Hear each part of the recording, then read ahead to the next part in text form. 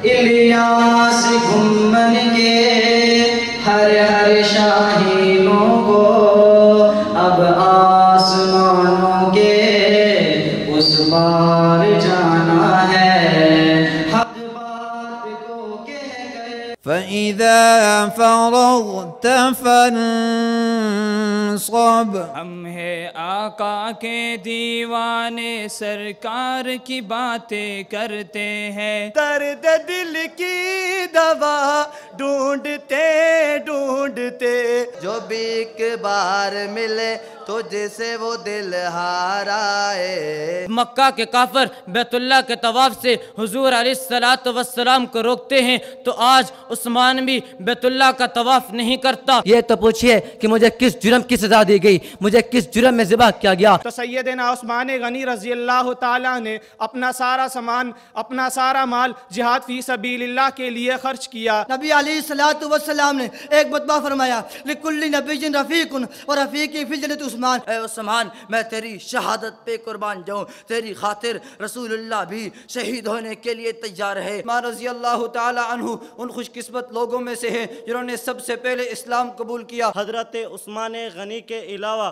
اولاد آدم میں کوئی شخص ایسا نہیں جس کے نکاح میں ایک نبی کی 2 بیٹیاں آئی ہوں۔ عثمان کی سعادت کا مقابلہ کون کر سکتا ہے؟ جو شخص خلافت عثمان پر تنقید کرتا ہے وہ انتخاب خدا پر تنقید کرتا ہے۔ كان مظلوما وهو يقرأ القرآن واستشهد فرحمه الله رحمة واسعة۔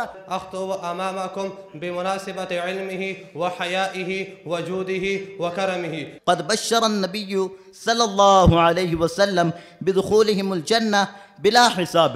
مسلمان حضرت عثمان غنی رضی اللہ عنہ کی بیعت کر لیتے ہیں، تمام مسلمان بغیر کسی جبر و اکراہ کے حضرت سیدنا عثمان کو اپنا والی اور حاکم تسلیم کر لیتے ہیں۔ حضرت عثمان رضی اللہ تعالی عنہ کی نبی پاک صلی اللہ علیہ وآلہ وسلم کے ساتھ دامادی رشتے کی فضیلت ہے۔ ارے لوگو، عثمان وہ عظیم انسان ہے جس نے اس دنیا کے اندر ہی جنت کی قیمت ادا کر دی ہے۔ اس کے دوران صحابہ کرام نے حضرت عثمان کا دفاع کرنا نہیں چھوڑا۔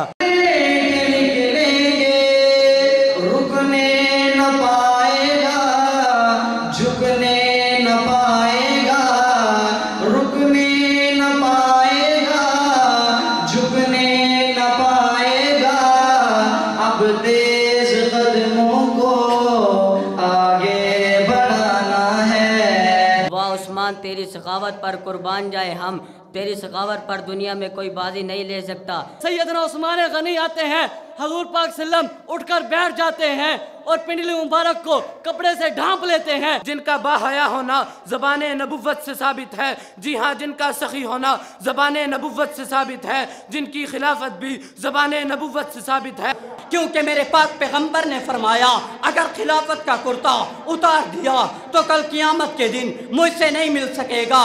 عثمان رضی اللہ تعالی عنہ نبی صلی اللہ علیہ وآلہ وسلم کی بات کی لاج رکھتے ہوئے اس کرتے کو نہیں اتارتے۔ اے عثمان، تو اللہ کی جنت کو قبول فرما لے۔ حضرت عثمان غنی رضی اللہ تعالیٰ عنہ کو 40 دن تک ان کے گھر کے اندر محصور کر دیا گیا، ان کو 40 دن تک ان کے گھر کے اندر قید کر دیا گیا۔ نہیں اختر اندھیر نگری کو پھر جگمگانا ہے، الیاس گھمن کے ہر ہر شاہینوں کو اب آسمانوں کے اس پار۔ جو مسجد نبوی کی توسیع کروائے اسے عثمان کہتے ہیں، جو حضور کے گھر میں 2 مرتبہ دولہا بن کے آئے اسے عثمان کہتے ہیں۔ اگر حضرت عثمان کی نبی سے رشتہ داری اور نسبت کو دیکھا جائے تمام صحابہ سے جدا نظر آئیں گے۔ اے عثمان، اگر میری 40 بیٹیاں ہوتی تو میں ایک ایک کر کے تیرے نکاح میں رکھ دیتا۔ حضرت عثمان نے فرمایا لوگوں مجھے حکومت کی کوئی ضرورت نہیں۔ اللہ کے نبی نے مال جو مانگا تو سب سے زیادہ لٹانے والا کون؟ وہ عثمان ابن عفان ہے۔